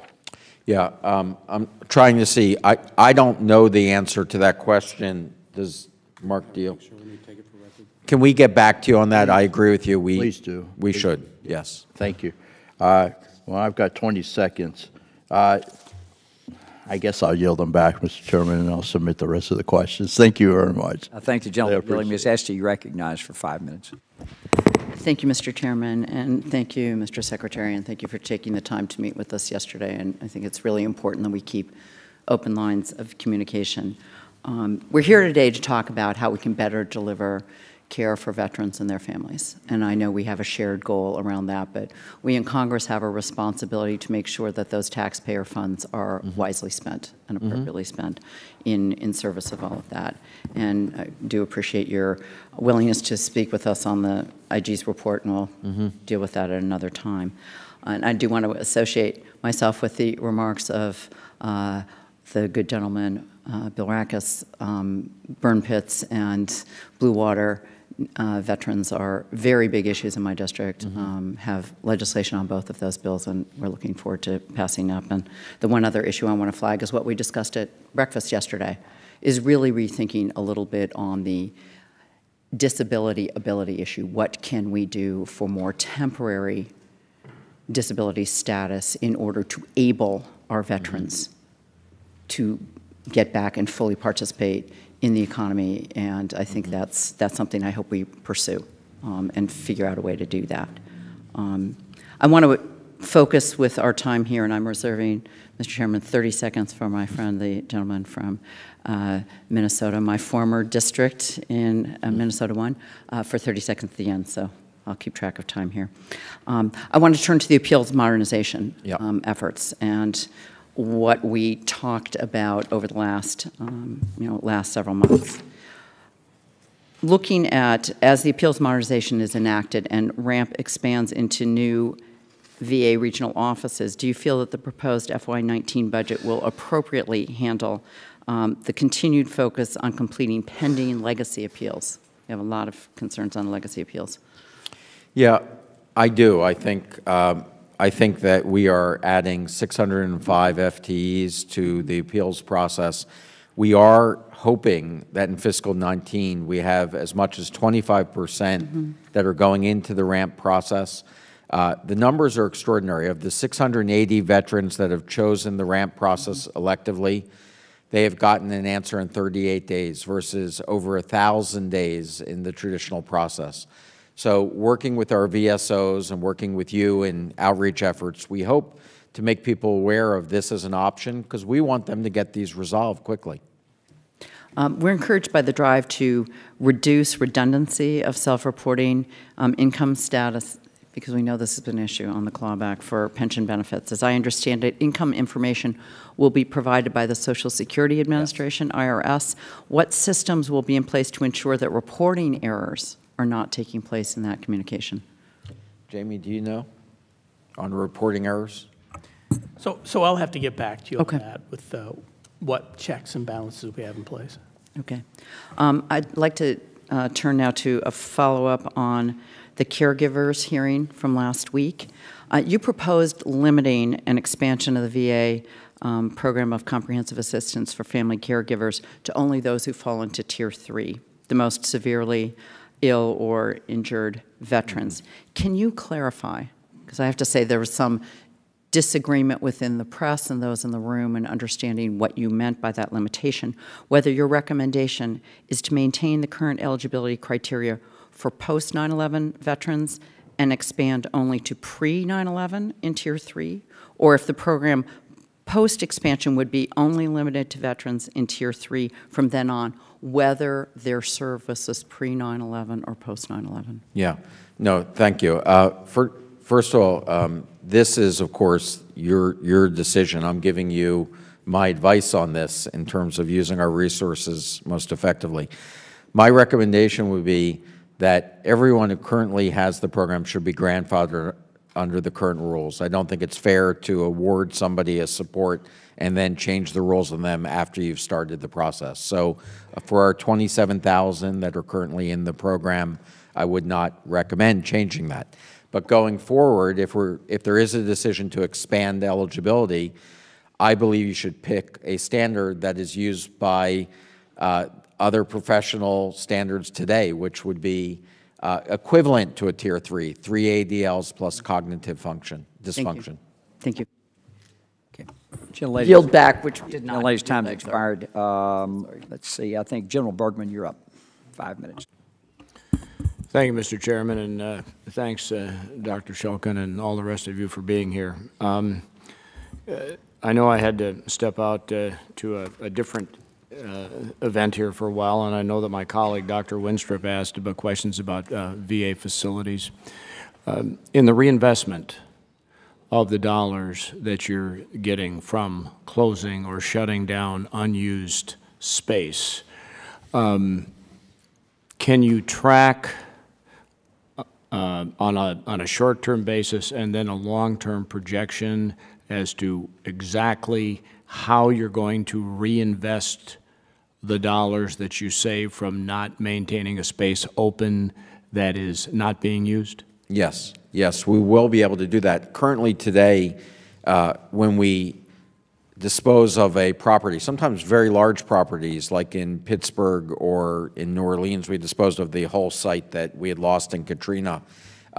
We give that back, not to the VA. We give that back to GSA or the General Treasury. Under the President's infrastructure program that he announced on Monday, in there would be a proposal that VA could retain those those proceeds if we were to give back property, and we would track that very specifically, and they would be reinvested in infrastructure in the VA. So if we looked at the inventory, if you will, of facilities, whether they're not being used at all, or whether they have just, they're being phased out because of new building in that particular area, could we do if you will, a multiple listing, like you'd see in real estate, that as the VA, here's what we have in our inventory across the country, and here's what's for sale, if you will? Yeah, I think that's a great way to do it. We've been handling them individually by local markets, but I think we could put. And the reason I together. asked the question is because I've been involved for decades in BRAC. Yeah. I know sometimes people get scared when you use that term, but I've been on both sides of that equation, whether it be arguing for the base staying open or arguing for something being repurposed. And we've had some really outstanding examples of how to do it over the course of the last 40 or 50 years. But it takes an informed partnership between those trying to dispose of the facilities and those within a local community or whoever who might want to use that. So I look forward to you continuing to developing that and also providing that availability for those of us who want to see how it's going. What's the market look like, if you will? What's the fair market? Different subject. In your pamphlet here, and we talked a little bit about this yesterday, the addition of full-time equivalents to handle new tasks, bringing people up and online.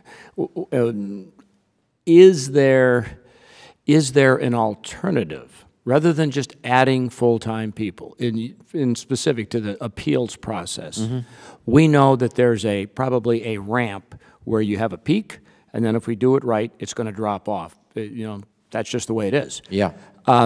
Do we really need to add the full-time equivalents to the point where will they be up to speed in what they're doing in time for that peak, or have we got things synced up? Yes, sir. So we're taking a multi-pronged approach to getting our FTE up and available for processing claims when the law is fully enacted. What we're doing is we're using a program called WarTac, where we recruit military members as they're transitioning from service to civilian life and teaching them to be claims processors and appeals processors. So what do we do after the peak is passed? What's their job after the peak? Because we have an X number of veterans that are going to be applying, and there's going to be a spike. Sure. What do we do with that full-time equivalent after that peak is passed? That's a great question. And how I'd respond to that is we experience about 55 FTE per pay period in attrition. So I think natural attrition will take care of the issue of the additional FTE that we have in the books. Okay. Well, thank you. We, as a committee, there are no easy decisions here. You know that. We know that. And the point is, as a committee, to work together with all of you. We hold each other accountable up here. We know that you do the same. The question that we all have is, how do we do that together? And I yield back, sir. Thank you, gentleman, for yielding. Ms. Radewagen, you're recognized for 5 minutes. I thank you, Mr. Chairman and Ranking Member, for holding this hearing today. And thank you, Secretary Shulkin and your team, for coming in early to answer our questions. It's always a pleasure to see you. Thank you again for yesterday's meeting. It was very useful. My home district of American Samoa consistently boasts one of the highest rates of recruitment in the nation. And of course, I never get tired of emphasizing this fact, and I'm extremely proud of and thankful for our island's veterans. Unfortunately, this increased enlistment means a disproportionate amount of our community suffers from PTSD and mental health issues associated with service. I have friends, neighbors, and close relatives who bear these invisible wounds. And while it would be a great dishonor to characterize these brave soldiers as victims, it would be an even greater dishonor to lapse in our obligation to provide them with the care required for their complex and often misunderstood mental health issues. Mr. Secretary, Several different charts and figures have come across my desk, and I hope you could help me interpret some contradicting figures. Could you please clarify whether or not the budget proposal requests more or less funding for medical research compared to the 2018 requests? And how much research funding do you hope to dedicate to mental health research? Yeah. Our research request in the 19 budget is $727 million. That is a increase, a small increase, but it's an increase from the fiscal year 18. In addition to that, we have about $1.1 billion of external grants, some of them government grants, some of them commercial grants. So together, it's about a $2 billion budget for research. Mental health is one of our key areas of focus. This is critical. I don't have the exact number. Mark, do you have the number for mental health and research? Not for mental health, sir, but the actual increase to the appropriation goes from $640 million in 18 to $727 million in 19. So it's an $87 million increase. Yeah. But we can get the number for mental health. My staff and I have had meetings with companies and groups who are interested in working with VA to do PTSD and mental health research. What role do public or private partnerships play in maximizing VA's use of their budget, especially regarding research and developing mental health care? We need to be doing more of that. There are, the advances in science and technology are absolutely incredible. So you take our $727 million that we're proposing for research, and you match it with the $1.1 billion of federal and commercial grants, and now you have a very substantial amount of research dedicated all to the health of veterans. But we need to be doing more of that, and we need to be working with the private sector and reaching out more to see what's out there that could help, particularly with PTSD and mental health issues. Thank you, Mr. Chairman. I yield back the balance of my time. Thank you, gentlelady, for yielding. I now yield to Chairman Arrington for 5 minutes. Thank you, Mr. Chairman, and Mr. Secretary, thank you for being here along with your team. I want to focus on the stewardship aspect of research, $12 billion additional funds to deliver for our veterans on behalf of the taxpayers. And as somebody who has helped run a government agency, I know the challenges you face, but it's imperative that you're able to manage your assets, and the most important of your assets are your people for any organization. How many people will this $12 billion translate into, new people? Yeah, I believe that our budget prior to the budget caps deal was an incremental 6,200 people. But it may be more now that there have been additional funds allocated. Okay. 6,200 additional employees at the VA, and that brings the total number of employees in the VA enterprise to? Like 373,000. Is that your biggest budget expense? Sure. Okay. So we got to get this right. Absolutely. And I must say that my initial introduction to the VA was frustrating with respect to managing people for performance and achieving the desired outcomes. Accountability would be at the core of that, and that's a challenge in any organization, but in government especially. Bureaucracy, civil service rules, unions. I mean, how do you do this? Well, under the leadership of Chairman Rowe and Ranking Member Waltz and the bipartisan efforts, we gave you the accountability tools, or at least some accountability tools, some new authority and flexibility. How is that going? How are you exercising it? Do you need more? Well, first of all, thank you for giving us that authority. Since we've opened up the Office of Accountability and Whistleblower Protection, 1,300 employees have been removed in the last 8 months. We don't have a target or goal for that. It's not our objective to reach that, but our objective is to make sure that we are doing the job that we're doing, and everybody understands that they serve veterans is doing that job. And so we're focused on that. It's going to... Can you tell the difference? Do you feel a shift in the culture with this new set of tools? You know, I think that one of the things that you learn when you run the organization as big a VA, there's a different culture at each VA.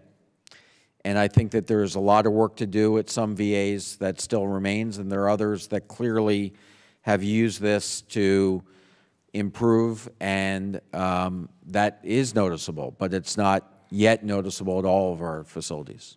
In this same vein, and I am so grateful to work with Ranking Member O'Rourke in our subcommittee, and I'm delighted that we've been able to achieve a lot of bipartisan work. Probably the most productive committee in Congress. 35 bills passing the House, 12 have become law. I mean, so I think we've got a great team, including the President, pushing on this. And he's fighting for our veterans, as are my colleagues. This is the biggest point of frustration for me with respect to managing our people and getting that right. My first hearing, we got a report from the GAO that there were hundreds of VA employees who were union members who spent 100% of their time on union activity.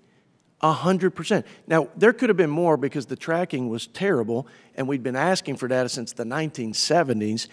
But the people back in West Texas and my veterans, 40,000 in 29 rural counties, they find it outrageous that somebody would spend 100% of their time on something other than the job they were hired to do. Could you please tell me how you feel about that? I've got a bill. What can we do to help you? Is that a challenge in changing the culture and managing your assets? And after this answer, I yield back, Mr. Chairman. Okay, thank you.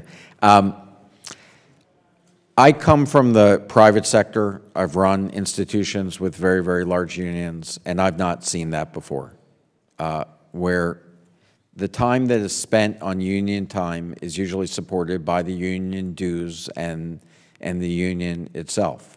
I do believe that our unions are productive partners with us, and I do really appreciate the collaboration that we have because I believe they care about getting the right services to veterans. But I do believe that the time spent that the government pays for its employees should be to serve veterans in direct veteran services.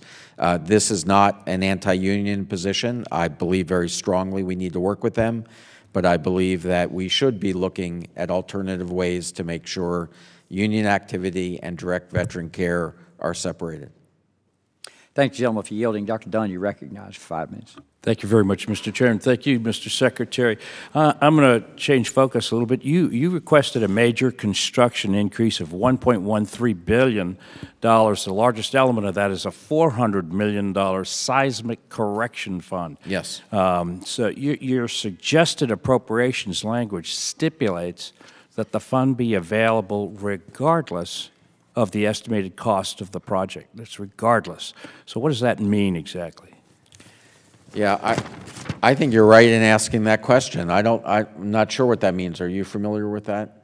Because $400 million should be $400 million. You don't want to have it go for. So, I'm reading that and I'm thinking slush fund. Yeah. Right. I don't think it was the intent. But frankly, it's a good question. I would have to come back to you with an answer. I don't know. Well, let's visit that again before the final. In the past, the GAO has raised concerns about the VA employees gaming the capital projects ranking system to skip by improperly coding projects as seismic corrections. I would like to be assured that these requested seismic fund projects are truly to harden buildings that are in earthquake zones. Can you give me that assurance? Yeah. I do know, Mark. Are you familiar with the ratings on the skip process? I do know when I took a look at this last time, I was concerned about the same thing, how highly prioritized the seismic issues were, and I was afraid that if you weren't in that part of the country, you weren't going to get any of our funding. We did change the prioritization of the seismic, but this is the first time that we've been able to really start substantially dealing with some of these seismic issues that are decades old in deficiencies. So, but in terms of these projects, I know the specific projects that the $400 million are going for. I do not believe, I believe that they truly are for seismic improvement. I actually have, we all have the appendix that lists some of these seismic projects in Arkansas, Illinois, South Carolina, not famous earthquake zones.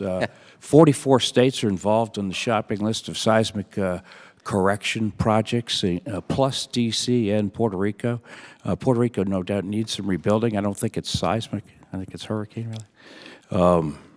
I'd like to be sure that these requested projects, and on the wish list, the long wish list, $7.6 billion worth of seismic corrections, Wisconsin and Louisiana are in this list, that these are truly for seismic projects. I'm concerned about that. We will, I think you've raised several good issues about the language of which it said and also about the criteria. We will, if it's okay, get back to you and sit down with you. Okay. Let me leave you with a thought. I was reading through the budget, and it says, even though, this is a quote out of the handouts here, so even though some facility-level planning officials told us they didn't think these demolition projects would score high enough to get funding, officials who oversee the SCIP process told us it's possible that if the project's narratives linked back to priority areas such as seismic corrections, that they might get priority that they otherwise wouldn't. So, it's a narrative that causes concern for misleading the Oversight Committee. Yeah. With that, I yield back, Mr. Chairman. Thank you, gentlemen, for yielding. And I would mention on the seismic issues, a little over 200 years ago, there was an earthquake in the West Tennessee area along the New Madrid Fault where the Mississippi River backed up. That's how some lakes were formed there, and church bells rang in Philadelphia from this. So there are needs along the Mississippi River you might not be aware of. That one of the largest earthquake faults in the country is there. Mr. Pollock, when I recognize you for 5 minutes. Thank you, Mr. Chairman. Appreciate it. Thank you, Ms. Shulkin, for being here, and thank you for your staff to be here. I know, Mr. Shulkin, that the chairman put this graph up here earlier. Yep. And it's really important, I think, for everyone to see. We're in the business of caring for our veterans. And if I'm not mistaken, I'd like you to confirm this, Doctor, when we have the WW2 folks and the Korea folks that are now moving on, the population of our veterans that we're responsible for caring for is dropping, but at the same time, I know a lot of our young men and women coming back from the Middle East are gravely injured and hurt and need to be cared for, and I understand all this, but what I'm looking at is a budget that has grown dramatically over the last 5 or 10 years, pick the period, greatly outpacing the growth of the total federal government, greatly outpacing the growth of our economy. And so the point I want to make, why I'm holding it up so long, is when you have an economy that's growing at X and a department that's growing at, I don't know, 6 times X, whatever it is, 5 times X, is that it's not sustainable. And I'd also like to remind you, Mr. Secretary, and I know you know this because we talked about this yesterday, is that our federal government is horribly in debt. Horribly in debt. $21 trillion to be exact, or almost $21 trillion. And with interest rates rising and the economy picking up, there's going to be more and more pressure on interest rates. So the debt service requirements, the interest on that debt is just going to continue to go up. So my question to you is this. You're coming back to us asking for another $12 billion in a budget that has gone up dramatically, continues to go up dramatically, greatly outpacing the growth of the rest of the federal government and the economy. It's clearly not sustainable. So could you please just in a nutshell tell us, Mr. Shulkin, what are the 2 or 3 top drivers that is causing this to happen and why you have to come back to us every year asking for, in this case, another $12 billion? Yeah. Well, Congressman, I share your exact concern. I think you said this correct. It's why we produced that graph, that we cannot continue to do business as usual, that this will eventually lead to us not being able to support our country's veterans, which would be a great error and lapse of our responsibility. So we have to do things differently. We are dealing with problems that have been essentially neglected in the VA for decades. Putting in a financial management system that still runs on COBOL programming, running 130 different versions of an electronic health record that's 35 years old, that we're putting all of our money just to maintain it, dealing with old hiring practices and not having the right accountability in the past. So what we're doing is we are doing everything we can, this investment, to change that, to bring us modernized systems, to decrease the rate of increase. And my whole team knows that's our goal, to bend the cost curve, because we cannot have another graph like that for another 5 or 10 years. So the drivers are our Vietnam veterans, age 67 now on average, getting older, requiring more services. You've talked about people that continue to return with significant needs. Our mandatory benefits rising at huge growth rates. Our veterans have earned those benefits, but we have to make sure that our benefits are designed to help people return to well-functioning well-being. I'm glad you mentioned that, Mr. Secretary, because I believe, and help me, and correct me if I'm mistaken, the goal is when a veteran comes to us with a malady is to get them better and have them become independent and okay. Would you cite for us what we talked about yesterday at breakfast about sleep apnea versus someone that comes in with who's an amputee, and go down that path, because I think it would be important to get that out there. Yeah. What we're doing is we started a process 6 or 7 years ago, which is to relook at all of our body systems. We're now in the process of looking at issues like sleep apnea. Sleep apnea has a 50% service connection with it. We are spending billions of dollars on that. Fortunately, medical advancements have helped us in being able to treat this condition. We need to diagnose it properly, treat it, manage it, then people can go on with their lives in a normal, healthy, functioning way. And we want people to get that treatment. That's our goal at VA, to get the right treatment. But once we get people back and being able to function in the way that they should with adequate treatment, there should be a recognition of that in our benefits program. And so we're going through this process. We work with our VSOs through this process. It's been going on, but we believe a good system like this needs to evolve and change as science changes. Mr. Chairman, I know my time is out, but please may I have just a few more seconds to ask a question that's imperative to the staff. Thank you. I know that was a lean yes. Mr. Secretary, you requested $25 million this year to reimburse the judgment fund for construction claims and settlements. Will this zero out the VA's liability to the judgment fund? Anybody know? We have to get back to you on that. I'm glad, Mr. Chairman, you gave me the time to ask the question. Time's expired. I will now, having no further members here, I'll yield to Mr. Walls for any closing statement. I yield 1 minute to the gentleman from Texas, Mr. O'Rourke. Thank you, Ranking Member Walls. And very quickly, I had asked you for total outstanding mental health hires, vacancies. Your staff got back to us, said it's 2,912. Yes. I'd also asked for all outstanding primary care hires. They gave us a number that's in the hundreds, so I probably didn't ask the question the right way. Apart from mental health, I want to know how many outstanding primary care provider hires there are. Yeah. Many of us are getting questions at our town halls. My primary care provider is gone. I haven't been reassigned. I don't know who to go to. So I want to know what the outstanding number is. Okay. Would you get that to me and the members of the committee? Yeah. I was handed probably what you were, which says in primary care 270, but it seems small. It's got to be a lot higher. It's got to be higher. And then last point, I'll yield back, Mr. Chairman. I think inadvertently, my colleague, Mr. Arrington, and the Secretary conflated two distinct terms, official time and union activity. Correct. If someone is performing 100% of their job on official time, that's one thing, and we can have a reasonable debate on that and come to different conclusions. That is not union time, and I think you misspoke earlier. Okay. Would like you to just, for the record, share that you intended to say official time, not union time. No one's allowed to spend 100% of their workday on union time. Thank you for clarifying that.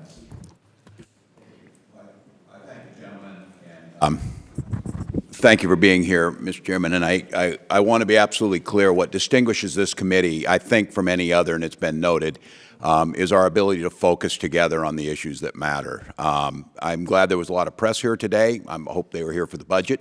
I'm sure. I think all of us know what that is, and that's a fair thing. And I want to be very clear. No one is not taking those things very seriously. We've had those conversations. I have indicated it appears like there have been allegations of criminal contact on both sides of these things. Those things need to be found out.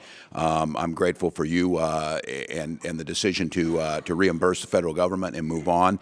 I would note that the reason this committee works is because we have chosen collectively here not to allow partisan natures to get into this. Your predecessor sat in that chair and took an awful lot of grilling because he was a Democratic president's nominee that was there. You have a unique position of being someone who spans both of those. So I hope everyone here understands that that's where we're focusing on. I also would like to clarify one thing, because this one does get into, I'm a little bit miffed by on it. I've sat on this committee longer than anyone else.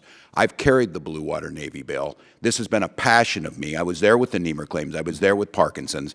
My disagreement is not about getting this done or the commitment of doing this. My disagreement is we should not be asking one group of wounded warriors to pay for another. My suggestions are to ask for a 0.1% off the tax cuts to the top tax bracket. Or I even suggested, somewhat facetiously, but maybe not, that if you got a deferment to Vietnam, you could help pay for the ones who are there. So I want to be very clear. No one disagrees up here. The chairman's commitment to fixing Blue Water Navy is second to nobody in this country. He is doing yeoman's work of trying to find these things, and by presenting that, I do not take offense to that. I simply disagree with how we're doing it. He brings up very valid points. I hope from the perspective of where you're at, we are all committed to getting this right. We're trying to find it. I understand the commitment to use the COLA round down. I think there's valid arguments on that, but they are not coming from a position that we do not care about getting it done. So I want to make clear on that. I would note that the Accountability Act, again, 30% of the people removed come from food service and laundry.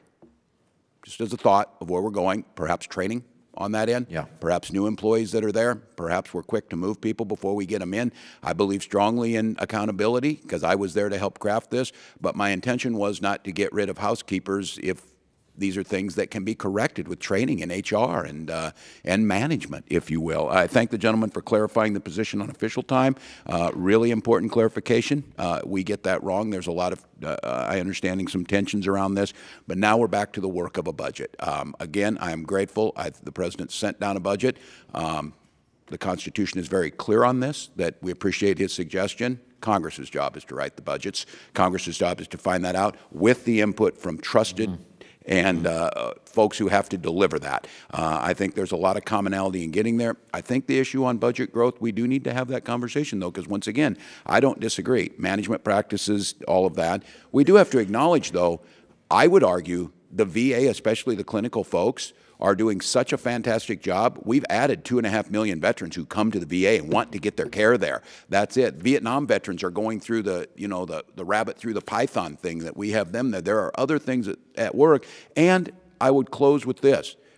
If you go to war, there's a cost that does not end with the last bullet. And we've been at war for 16 years. We've asked people to go. We're going to have to budget for that. And yes, it has to if it does not become sustainable. But this is one that I do not see that this is an option or a discretional funding. This is an absolute mandatory requirement to care for our veterans, and we're going to have to budget accordingly. So, again, I thank the chairman for his leadership. I thank you, Mr. Secretary, for being here in the midst of a lot of chaos. And focusing on veterans. And I yield back. Thank you, gentlemen, for yielding, and I thank the panel for being here today and certainly the start of the discussion of the 2019 budget. And, you know, I was sitting here thinking as we close about for our folks that are watching this, just what are the services that VA actually provides? And I've been here now 9 going on 10 years, and basically it provides quality health care for over 9 million veterans. And whether it's inside the VA or outside the VA, their commitment is to provide quality care wherever the veteran gets that care.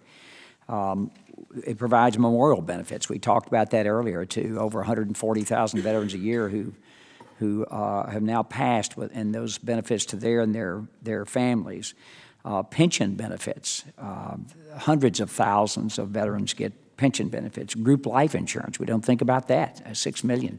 Home loans. Veterans now, I think over 3 million get a home loan from the VA. Compensation benefits, over what, 4 to 5 million of our veterans get that. Educate, a huge benefit, the educational benefits, both the Montgomery GI Bill, the post 9/11, and now the Forever GI Bill. That veterans are able now, and half, I think, of the young men and women who separate from the military use that GI Bill benefit. One is sitting in this chair who used that GI Bill benefit.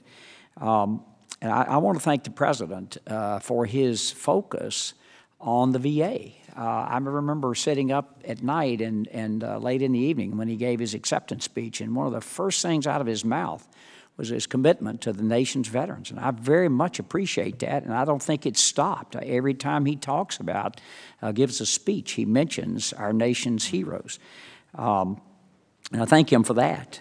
We have a huge, this committee, in a bipartisan way, as the ranking member mentioned, has got a huge amount of work to do this year. We have transition of the choice program. We've got to get that done so you can move on with that. We've got the asset review to get the VA right-sized, to begin to go down the pathway of more efficient care in the neighborhoods, in the communities where our veterans live. We've got EHR modernization. That's starting. We've got appeals reform that we're just now, we've talked about that just a little this morning. As Mr. Walls brought up, one of my passions that I want to get off the table is our Blue Water Navy friends. I want to get that solved. We've got caregivers. We're moving forward with that. The 7th of March, we have our first roundtable on that. State veteran homes were mentioned. I think those are tremendous. Everywhere I've been and looked at the state veteran homes, those are really quality places that our older veterans can go. You mentioned as your #1 health priority, suicide prevention. We've got enormous work to do on that, and there's a huge investment in this budget for reducing the amount of suicide we have in this country. And lastly, I know we always, privatization comes up. It's hard to do that with a straight face. In the 9 years I've been here, there were 250,000 employees at the VA when I started on this committee, 2009. I think you just said there are now 373,000, and the budget's gone from $93 billion to $198 billion. That doesn't look like privatizing to me. That looks like a commitment that this nation is making to its veterans, and I'm proud of that. I think this is something, when I go home, and I live in a very conservative area of the country, I will never apologize for helping on money we spend on our nation's veterans, never. So I think, and I don't think a person on this dais does, I think we can go home proudly and say that we have supported, and this entire Congress, both Republicans and Democrats have done this. Just lastly, as we close, we have a number of questions for the record, and one of those I want to get out before is transition to choice, and you don't have to answer it right now, but we have money that will last until the end of May, and then further money was appropriated. Yes. And then that's until the end of the fiscal year, which is 1 October or 30 September. Then how do we get from 30 September to March of 19? Because that appears to be when we're going to have this, you'll have the time, your team will have the time to get this this new choice program fully implemented. You don't have to answer that right now, but I need that. And will it be under the budget caps? With that being said, I ask unanimous consent that all members have 5 legislative days to revise and extend their remarks and include extraneous material. Without objection, so ordered. Hearing is adjourned.